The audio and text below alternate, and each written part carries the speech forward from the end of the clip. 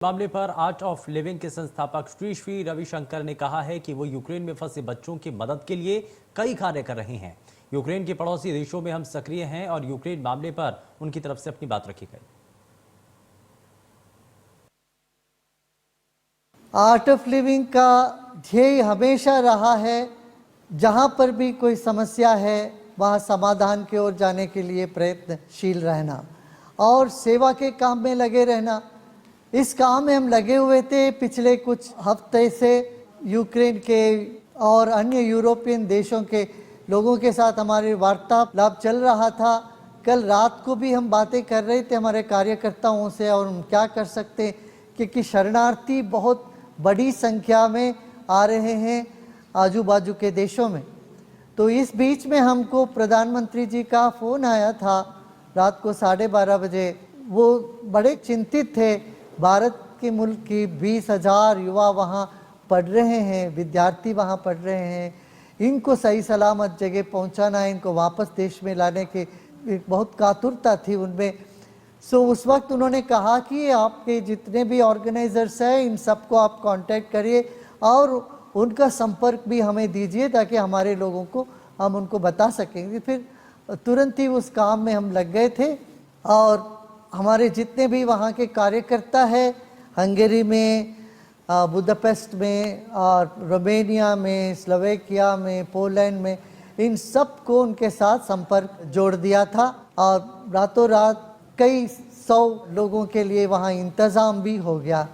अब पोलैंड के बॉर्डर में ज़ॉफू एक शहर है, वहाँ हज़ारों हमारे कार्यकर्ता है। वो कार्यकर्ता सब अपने घरों में लोगों को लेने के लिए तैयार है और पोलैंड में एक अपना आश्रम है, उस आश्रम में भी सभी व्यवस्था हो चुकी है और लोग आना भी शुरू हो गया है।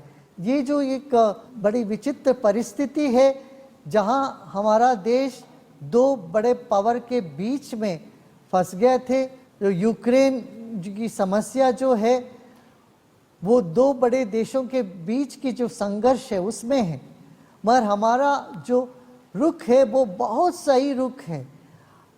रशिया हमेशा हमारे साथ रहा है सदियों से और हम उनके साथ दे रहे हैं। फिर हमारे प्रधानमंत्री रशियन राष्ट्रपति से भी अनुरोध किए हैं कि बातचीत के जरिए इसका समाधान निकालिए करके।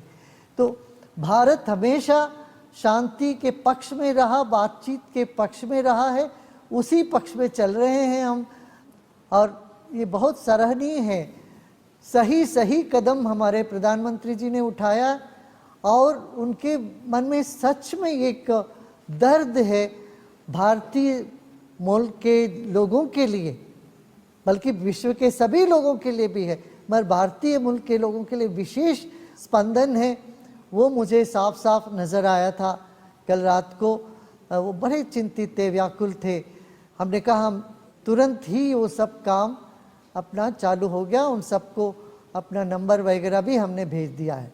एक हेल्पलाइन है, इस हेल्पलाइन को लेके लोग कॉल करें, चाहे वो यूक्रेन हो या उसके आजू बाजू के देश हो, हमारे मुल्क के लोग या कोई भी शरणार्थी किसी भी देश के आते हों, उनकी मदद के लिए जो साधक लोग हैं आर्ट ऑफ लिविंग शिविर किए हुए हैं वो सब तैयार है। और मैं ये कहना चाहूँगा यहाँ जो पोषक है आप हिम्मत ना हारिए।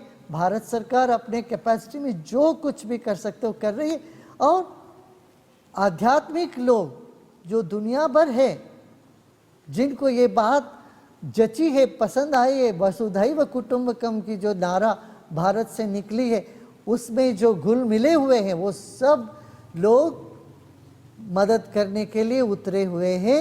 इसलिए आप धीरज रखिए और ये प्रार्थना करिए परमेश्वर से, भगवान भला करे इन लोग किसी के दिमाग में परमाणु अस्त्र उठाने की सोच तक ना आए, शांतिपूर्वक सब सुलझ जाएं, युद्ध विराम हो जाए। यही प्रार्थना सब करें। नमस्कार।